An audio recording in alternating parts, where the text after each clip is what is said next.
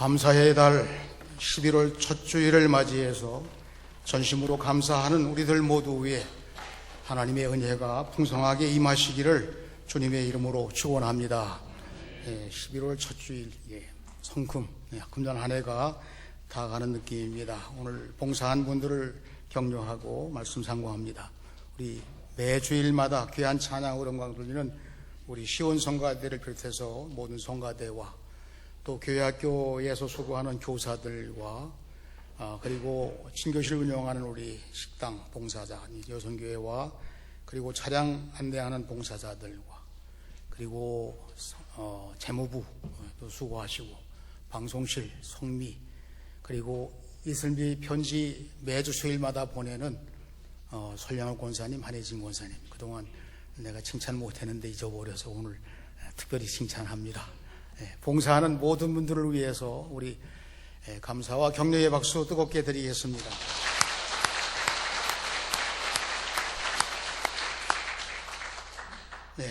때로는 부족했지만 그럼에도 불구하고 우리 하나님이 함께 하신 가운데 2019년 한 해가 이제 끝부분을 향해서 나아가고 있습니다.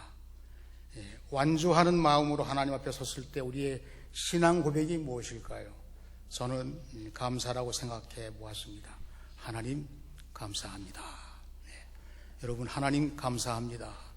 이런 신앙 고백으로 남은 시간들 하나님께서 영광 받으시기까지 최선을 다하시는 그런 기회가 되시기를 바라고, 오늘 다윗 왕의 전심으로 감사할 때 하나님께서 다윗에게 은혜 주셨습니다. 이 말씀을 드리려고 하는데요.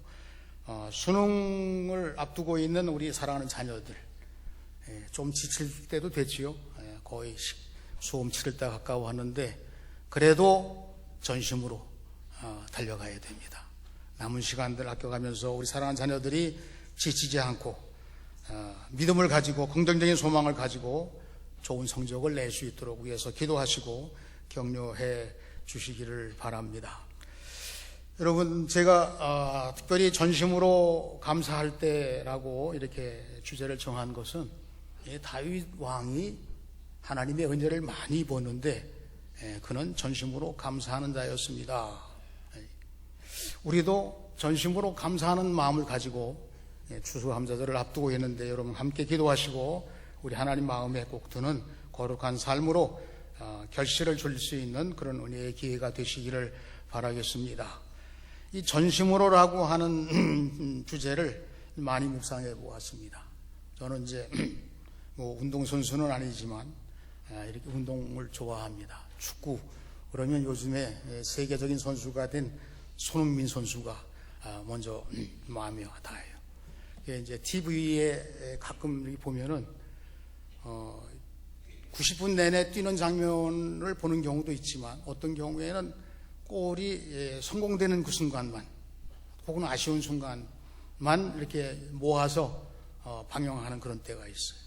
그러면 정말 대단합니다. 얼마나 멋진 슛을 날리고 골인이 되고 그러면 대단한데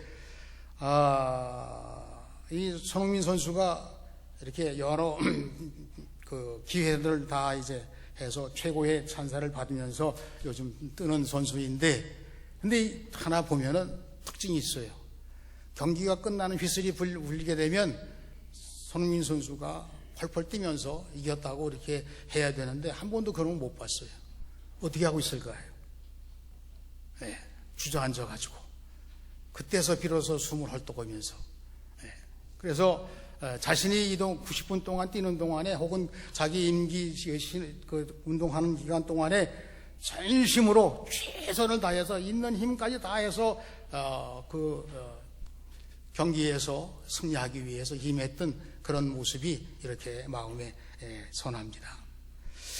여러분, 우리 예수 믿는 사람들이 전심전력해서 바울 사도가 표대를 향해 달려간다고 하는 신앙 고백을 가지고 있습니다. 어떻게 하면 우리가 전심으로 하나님을 섬길 수 있을까요? 전심으로 우리 하나님 마음에 합당하게 하나님의 사랑을 받으며 은혜를 받으며 또 하나님께서 함께 하시는 그런 놀라운 일의 결실을 맺을 수 있을까요? 감사하는 그런 신앙, 우리들에게 꼭 필요한 신앙의 주제입니다. 저는 저 나름대로 좋아하는 단어 3가지를 정했습니다. 여러분도 좋아하실 것 같습니다. 사랑이라는 단어, 평화라는 단어, 그리고 감사라고 하는 단어. 특히 이 감사는 감동적인 그런 우리의 마음으로부터 우러나오는 영적인 표현이 감사라고 생각합니다. 일반적인 감사도 있습니다만은 이 감사가 헬라어로 유카리스티아라는 단어를 썼습니다. 합성어예요. 3가지 단어가 자무같이 합쳐져서 하나의 단어가 됐습니다. 은혜라는 의미도 그 속에 들어있고요, 기쁨이라는 의미도 들어있고, 그리고 축복이라는 의미도 들어있습니다. 감사하게 될 때 은혜가 넘치고, 감사하게 될 때 기쁨이 넘치고, 감사하게 될 때 하나님의 축복이 채워집니다. 이런 뜻으로도 생각을 해 봅니다. 여러분, 요즘에 이제 환절기가 됐습니다. 우리 어르신들을 비롯해서 우리 모두에게 여유간에 건강하시기를 축원합니다. 안전하게 걷자고 그랬죠. 계단 내려갈 때도 안전하게. 그러면서 좀 불편하신 분인데도 불구하고 전심으로 예배를 드리기 위해서 주일을 기다리고 또 사모하는 마음을 가지고 조심하고, 이런 모든 일상생활의 전심이라고 하는 이 신앙 고백에 들어있는 우리 영적인 자세를 한번 깊이 생각을 해 나가야 되겠습니다. 오늘 아침에 뉴스에 들으니까 미세먼지 주의보가 발령이 됐더라고요. 이 미세먼지가 건강에 제일 안 좋다고 그래요. 호흡기 질환에 영향을 미치고 신체의 여러 곳에 중금속으로 오염돼서 그래서 건강치 못하게 되는 요인이라든가 약한 부위가 그만 탈이 나는 그런 경우가 생긴다는 거예요. 우리나라는 한 반도로 되어 있잖아요. 그래서 동쪽에서 이 동해로부터 들어오는 오츠크의 쪽에서 오는 그런 기류가 우리나라로 들어올 때는 제일 깨끗한 공기가 들어온다는 거예요. 근데 반대로 북서풍이 불기 시작하는 가을, 늦가을서부터 시작을 해서 겨울과 이른 봄까지는 서쪽에서 주로 바람이 불어와요.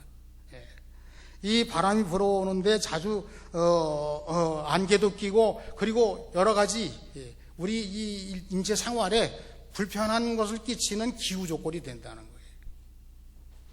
특히 중국에서 요즘에 넘어오는 미세먼지는 상당히 치명적인 그런 경계를 하라고 의사들이 권유를 합니다. 이 미세먼지가 옛날에는 그런 말이 없었잖아요. 뭐 황사 정도가 있었다든가 아니면 그 옛날에는 그런 얘기도 하지 않았는데, 최근에 점점 더 이 미세먼지가 우리들에게 우려하는 그런 말로 다가옵니다. 이 사막화된 흙먼지부터 주는 출발을 해요. 그런데 또 거기 합쳐지는 게 석탄이나 석유나 이런 것들을 자동차라든가 혹은 공장이라든가 이런 데서 나오는 연기에 그 먼지가 같이 올라오는 거예요. 그러면 이 먼지가, 공장에서 나오는 이 먼지가 공중에서 화학 반응을 일으킨다네요. 그래서 이 공기, 미세먼지는 중화학 중금속으로 오염된 물질이 그 속에 들어있다는 거예요. 우리는 이 공기 좀 그렇더라고 해서 별 그렇게 대수롭지 않게 여기지만, 중금속이 오염된 공기를 마시게 되면 우리 인체의 폐부터 시작해서 전신에 나쁜 영향을 주는 건강의 위험 신호가 이제 생기게 된다는 겁니다. 중국은 1960년도부터, 그 전까지는 자연 환경이 그런 대로 괜찮았는데요, 60년대부터 시작해서 국토의 사막화가 빠르게 진행되기 시작했다는 거예요. 인구가 늘어나. 그러니까 땔감으로 나무를 원료로 해서 하다 보니까 산이 황폐해지고, 그러다 보니 사막화가 이루어지기 시작합니다. 그러다가 2014년도에는 국토 면적의 그렇게 큰 땅덩어리의 45%가 사막으로 점점 변하는 사막화가 이루어지게 된다는 거예요. 1년에 1m씩 사막이 된다는 거예요. 그러다가 급속한 산업화, 공장이 많이 세워졌잖아요, 중국이.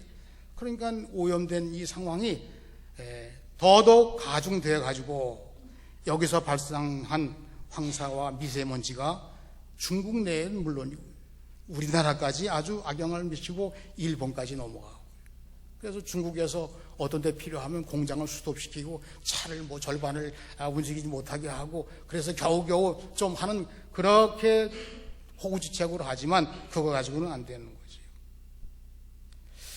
이 사막이 늘어난다고 하는 것은 인재에 해당되는 겁니다. 사람들이 잘못 이 자연을 쓰기 때문에 그런 거죠.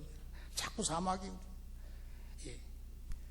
이 비가 오지 않게 되면 땅에서부터 수증기가 올라가서 구름이 돼서 비가 내려야 되는데, 이 사막에 되면 비가 오지 않는다는 거잖아요. 그러니까 비가 전혀 오지 않는 이 사막화되는 게 늘어나게 된다고 그러면, 우리들도 이 기후의 온난화 현상으로 여러 가지 문제를 갖고 있지만 우리가 감당 못하는 그런 기후 문제가 발생한다는 거죠. 근데 반대로 밀림 지역에는 거기에 수증기가 많이 올라가게 되고 많은 비가 내리게 되고 많은 생산 활동이 이루어지게 되고, 이건 우리가 상식적인 자료를 제가 말씀드렸습니다만은 연관시켜서 생각을 해본 거예요. 묵상을 해본 것입니다. 감사는 우리가 하나님께 드리는 거잖아요. 감사는 하나님께 올라가는 것이죠. 은혜는 하나님이 주시는 것이니까 내려오는 것이죠. 감사는 수증기가 돼서 올라가는 것과 같고, 은혜는 단비와 같이 우리들에게 영적인 심령에 내려오게 됩니다. 이게 부족하면 어떻게 될까요? 감사가 부족하면 은혜도 부족하게 되고, 은혜가 부족하게 되면 영적으로 사막하고 되는 건 아닌가? 하나님의 은혜를 받는 하나님 백성들이 하나님을 등지고 우상 숭배하고 함부로 세상을 살다가 영적 사막화가 된 상황이, 바벨론 포로로 70년 동안 고난당한 상황이 영적 황폐화예요. 하나님께서 이 영적 사막화에서 은혜를 베풀어 주시고 회복하려고 바벨론 포로에서 돌아오게 하는 말씀이 나옵니다. 이사야서 30장 26절. 여호와께서 자기 백성의 상처를 싸매시며 그들의 맞은 자리를 고치시는 날에는 달빛은 햇빛 같겠고 햇빛은 7배가 되어 7날의 빛과 같으리라. 이 말씀을 스펄전 목사님이 해석을 했습니다. 우리가 잘 아는 말씀, 들은 말씀인데, 하나님께 감사하십시오. 별빛 같은 은혜를 감사하면 달빛과 같은 은혜를 주실 것이요, 달빛과 같은 은혜를 감사하면 햇빛과 같은 은혜를 주실 것이요, 햇빛 같은 은혜를 감사하면 영원히 햇빛도 필요 없는 광명한 나라로 인도해 주실 것입니다. 여러분, 우리가 영적인 면에서 하나님이 정말 우리의 은혜를 주시지 않고 고갈된 상태가 된다고 하면 우리는 아무것도 할 수가 없는 사막화가 되는 존재가 되는 거예요. 그런데 하나님이 은혜 주시는 것을, 은혜를 받고 감사하고 믿음을 키우고 그리고 말씀을 상고하고 기도하면서 하나님의 은혜와 사랑 가운데 여러분 전심으로 감사할 수 있고 감사를 통해 영광을 돌리며 은혜를 받는 우리 모두가 되시기를 주님의 이름으로 축원합니다. 오늘 말씀은 다윗의 감사 찬양입니다. 다윗은 하나님이 함께 하신 생애예요. 하나님이 함께 하신 생애, 감사에 찬양할 수밖에 없는 생애예요. 우리는 비록 다윗과 같은 시대가 아닙니다만은 예수 그리스도를 통해서 십자가의 은혜를 통해 구원받은 백성들이, 어떤 조건과 상관없이 구원받은 우리들이 예수님의 구원에 대해서 감사하죠. 십자가 보혈의 은혜에 대해서 감동이 되어야 하고 그 은혜를 따라서 살아감으로 하나님 백성다운 삶을 살아가는 것이 우리 예수 믿는 사람들의 모습입니다. 그래서 다윗의 신앙 고백처럼 내가 전심으로 주께 감사하며 라고 하는 이 신앙 고백을 회복해야 되는 거예요. 오히려 그 전적인 신앙을 통해서 정말 하나님께 감사함으로 은혜가 넘치는 삶을 살아가야 되는 것입니다. 첫째로 하나님의 사랑과 능력을 경험할 때 우리는 믿음으로 감사할 수 있습니다. 감사는 믿음으로 하는 거예요. 1절 말씀, 주께 감사하며 주는 하나님이시고 신들 앞에서 주께 찬양하리이다. 어떤 때는 좀 오해의 소지가 있어요. 그냥 우리 말로 번역할 때 주는 하나님이시고 신들 앞에서, 그러니까 이게 또 다른 작은 신들이 있는 것인가, 그런 우상 숭배하는 신들을 우리가 인정하는 건가, 그런 뜻은 아니에요. 주는 하나님이시고 신들 앞에서, 이거는 천사들이라든가 혹은 세상 왕들, 신격화된 왕들을 지칭하는 그런 표현이에요. 이 말은 사실은 하나님께만 찬양해야 된다고 하는, 하나님께만 영광을 돌려야 된다는 그런 표현을 시적으로 표현한 거예요. 다윗의 신앙 고백입니다. 자신의 삶을 통해서 하나님의 은혜와 능력을 경험했어요. 언제부터 경험했습니까? 사무엘의 기름 부음 받을 때부터. 왕이 될 것이라고 하는 지명을 받을 때부터 시작이 됐습니다. 골리앗과 대결할 때 심부름 갔던 이 다윗이 골리앗을 쳐부술 때 만군의 여호와의 이름으로 믿음으로 나가서 골리앗을 쓰러뜨렸습니다. 그 외에 사울 왕에게 쫓기는 신세가 될 때도 많은 죽음의 고비를 넘기면서 경험을 했습니다. 하나님이 나를 사랑하고 계시고 나를 지키고 계시고 나를 쓰시려고 하나님의 뜻을 따라 살아가도록 내 믿음을 키워주는 기회였어요. 어렵습니까? 힘듭니까? 여러 상황에 우리가 도저히 여러분 쩔쩔매고 힘들어할 때마다 하나님은 또 다른 계획을 가지고 계신 거예요. 믿음을 키워주십니다.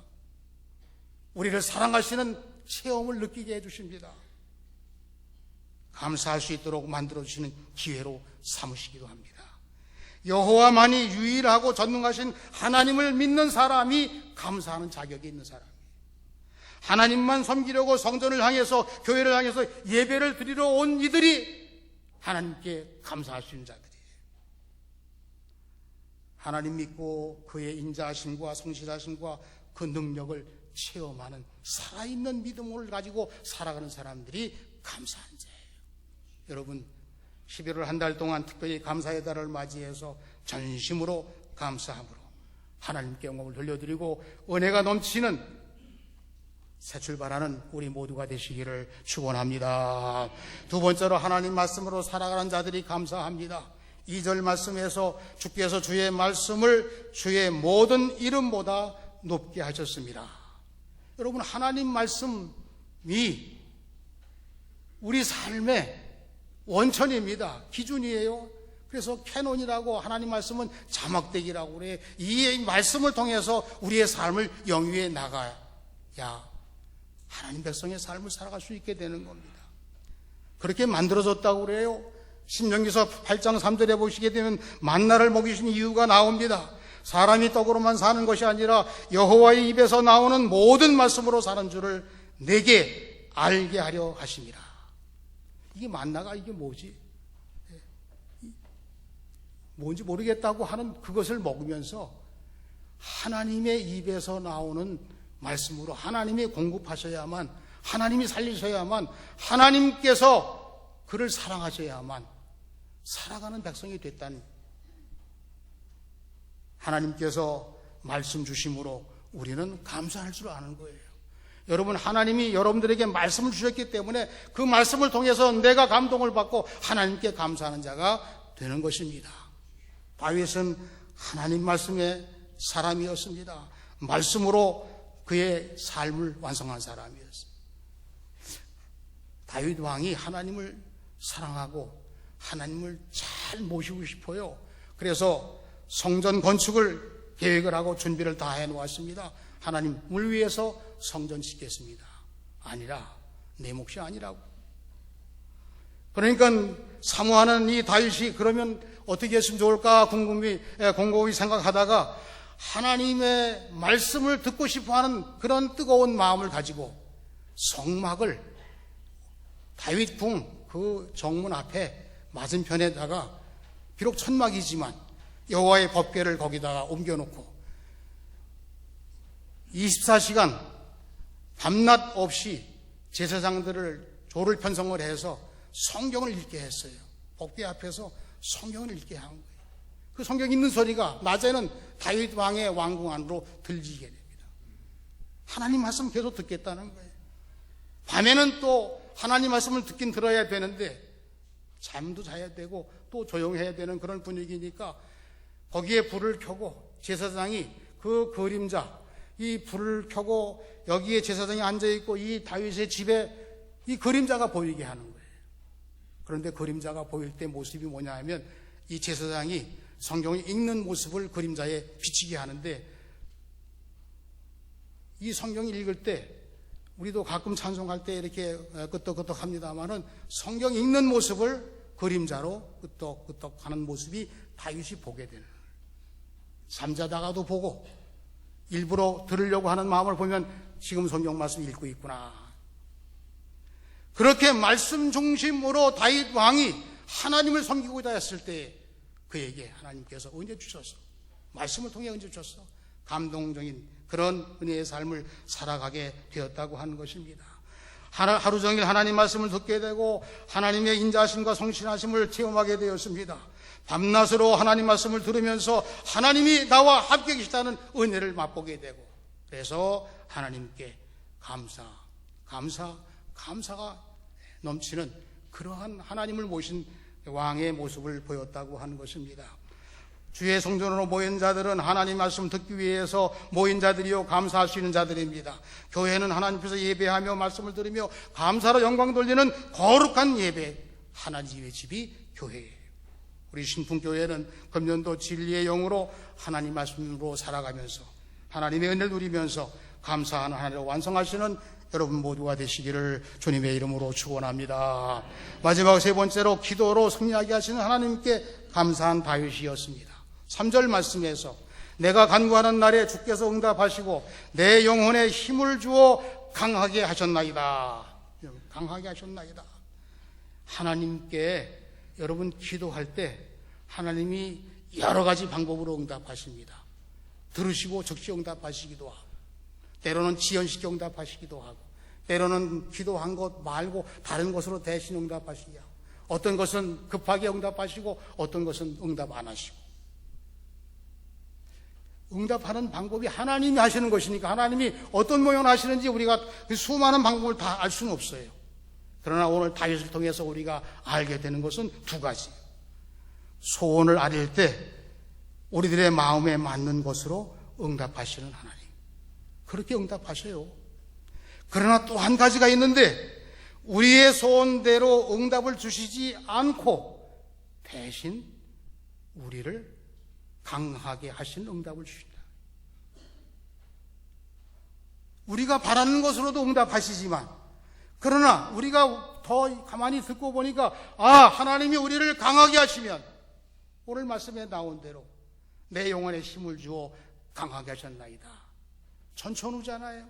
좋은 것도 알게 하시고 어려운 것도 능히 이기게 하시고 시험도 이기게 하시고, 때때로는 우리가 하나님 앞에 헌신할 때에 우리의 영적으로 강함을 통해서 하나님을 기쁘시게 하는 감동적인 헌신도 얼마든지 불러일으키시는 하나님의 은혜를 응답으로 받게 된다 하는 그런 뜻입니다. 우리가 하나님을 믿습니다. 하나님을 의지합니다. 하나님의 말씀으로 살아가는 사람들이라고 매일매일의 삶을 하나님 말씀으로 살아갑니다. 그러며 동시에 하나님께 기도하며 승리케 하시는 하나님께 날마다 감사함으로 전심으로 감사하는 성도의 삶을 살아가는 사람들이 바로 그리스도인들이에요. 바울이 디모데에게 세상적인 어려운 상황에서 강조하는 사항이 있습니다. 말씀과 기도로 거룩하여지니라. 디모데후서 4장이라고. 아니, 하나님 말씀으로 살아가는 우리들이 세상에 시시한 것 때문에 서로 갈등 구조가 생기고 시험이 되는 거예요. 그러니까 바울 사도야, 하나님 말씀과 기도로 거룩게 지면 이 세상의 빛 역할, 소금 역할을 감당해서 그 모든 것들은 시비거리가 되지 않는다. 예수 믿는 사람들의 심령 속에 하나님 앞에 영광을 돌리는 이 귀한 하나님의 강하게 하심, 하나님의 위대하신 역사가 여러분 통해서 나타나므로 영광을 돌리시고 감사가 넘치는 우리 모두의 삶이 되시기를 주님의 이름으로 축원합니다. 이사야서 40장 31절 우리가 좋아하는 말씀으로 마칩니다. 오직 여호와를 앙망하는 자는 새 힘을 얻으리니 독수리가 날개치며 올라간 같을 것이요 다른 박질하여도 곤비지 아니하겠고 걸어가도 피곤치 아니하리라. 여러분, 세상에서 경험되어지는 모든 것 위에 믿음이 있습니다. 말씀이 있습니다. 기도가 있습니다. 여러분들의 믿음 생활, 승리하시고 전심으로 감사하며 은혜 풍성하게 살아가시는 우리 모두가 되시기를 주님의 이름으로 축원합니다. 기도하시겠습니다. 하나님 아버지, 감사합니다. 전심으로 하나님 앞에 감사하는 다윗, 우리의 신앙도 때때로는 보다가도 없다 할지라도 하나님의 자녀요, 하나님의 백성이요, 주의 제자로 사명을 감당하는 하나님께서 기뻐하시는 거룩한 삶으로 완성하고자 할 때 감사로 나가게 하시고 은혜로 풍성케 해주셔서 우리의 믿음 생활이, 우리의 말씀 생활이, 우리의 기도 생활이 하나님의 역사를 이루어 나갈 수 있는 진정한 감사의 열매를 맺는 우리 모두가 되게 하여 주시옵소서. 전심으로 감사하며 살 수 있도록 우리를 구원하신 예수 그리스도의 이름으로 기도하옵나이다. 아멘.